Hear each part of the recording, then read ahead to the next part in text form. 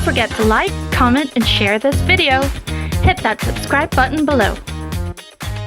For years, I talked about the fact that if you go into a restaurant, for instance, you'll see in good restaurants, you'll see something about how it was found, how it was created, what happened, who the people are, who the owners were, what their trajectory was, what their goal was, kind of their story, right? You see that at most restaurants. In business, you see that with good people, with really good people. They tell you their story.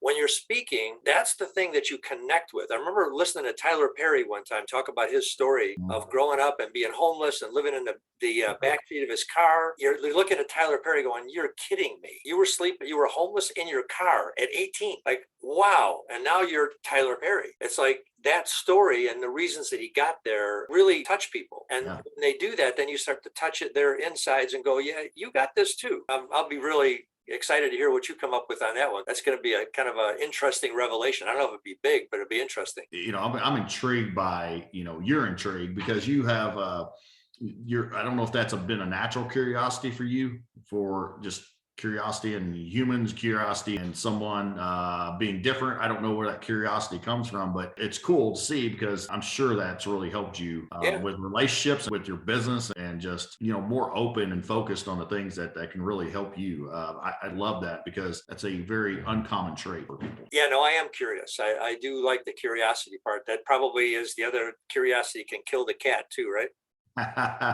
Yeah, I think curiosity is a superpower. I firmly believe that. In fact, Dallas is extremely gifted with this curiosity, my business partner, and it seems like you have that same trait and that same superpower, because the fact is like I've seen it with him and I'm seeing it here on this conversation with you, is that when you're curious like that, you can go a couple levels deeper, right? And get to more feelings, more action. Just this conversation, there's deeper level of connectivity. There's deeper level of rapport. There's deeper level of understanding with each other. And when you can do that, you can influence at a higher level, which is huge. So I think curiosity is one thing that people are not good enough at. And we talked earlier about how did you become so successful so quick on sales? And, you have to throw in that curiosity. Curiosity was one of those things, like curious about you, Tim, not, hey, listen, hey, here's my products and services and everything else. It's just like people talk about communication, for example, between a real estate agent and a loan officer is vital. And that's one of the biggest things that real estate agents want. But if we just say, hey, by the way, communication, I'm great on communication, it just, right. Right, because I've heard that all the time. What are you supposed to say? However, if we're curious about each other and we have real genuine conversations, I don't need to tell you that we're going to have good communication during the process. It's just implied.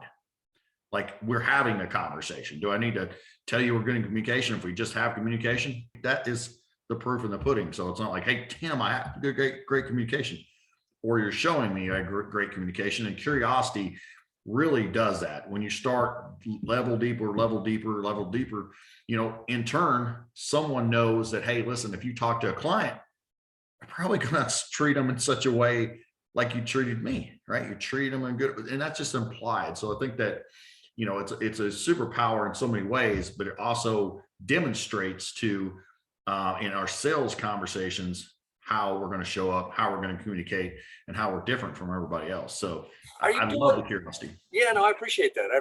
And I appreciate your kind of bringing it out and talking about it. I got a couple other things, and I don't want to waste a lot of your time because I got some real objectives. I have some real objectives. Okay. Believe it or not. The first one was getting to know you, and kind of see learn for myself what my kind of instinct was about the attraction, right? Because it was instinctual more than it was like, I didn't look up at him. I didn't check you out at all. I just saw what you were doing and I went, this is really kind of unusual. I want to go see this. So part of it, are you actually doing loans still, or are you doing mostly just coaching?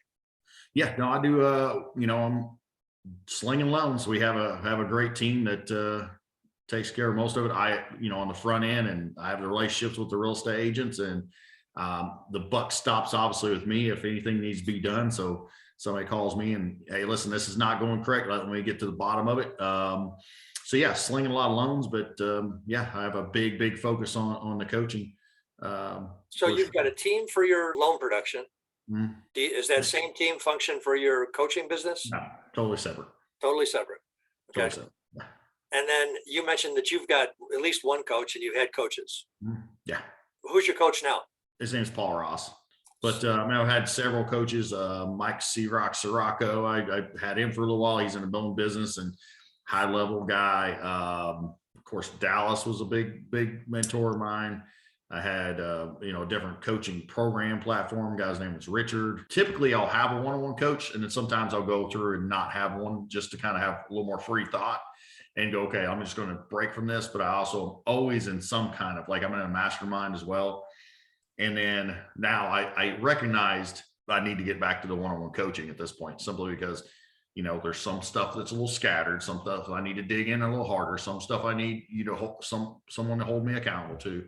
So yes, I believe in it. 100%. I don't sell services that I don't believe in. I believe in coaching and mentorship like no others. I spent, I don't know how much it was, $60,000-$70,000 probably this last year in mentorship and trainings and stuff like that. That's more than most people make, right?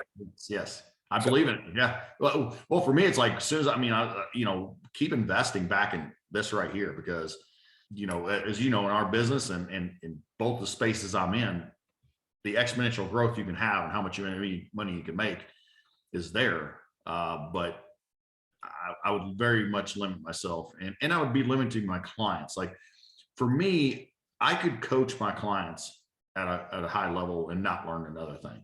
But I tell you what, like, that's just not fun. Like, why don't I learn and grow and keep having new content, better content, getting deeper into things, deeper in with myself and my own familiarity with how the human behavior works, all those things that I can now pass on and help with our trainings, with our one-on-ones, with everything we do.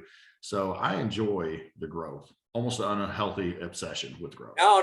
I call it, here's my way of talking about it. What I wished for early on in life, because I probably have had, 100 jobs. I started working early. Factory jobs, I've had those, right? Yeah, I had them. Yeah. And I remember going, okay, the one thing I don't want in life is to be bored. Yeah. Right? I just don't want to be bored. Well, I got to tell you, I have not been bored for a minute.